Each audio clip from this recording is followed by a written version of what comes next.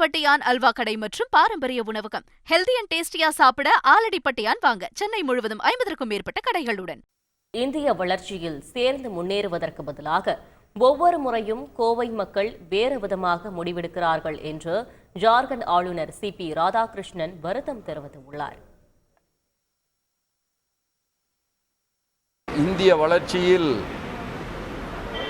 தானும் அந்த வளர்ச்சியிலே சேர்ந்து முன்னேறுவதற்கு பதிலாக ஒவ்வொரு முறையும் கோயம்புத்தூர் மக்கள் வேறு விதமாக முடிவெடுக்கிறார்கள். அந்த வளர்ச்சியோடு இணைந்து இந்த பயணத்தை தொடர்வதற்கு வகையில்லாமல் செய்து விடுகிறார்கள் என்கின்ற வருத்தம் இருக்கிறது. என்னதான்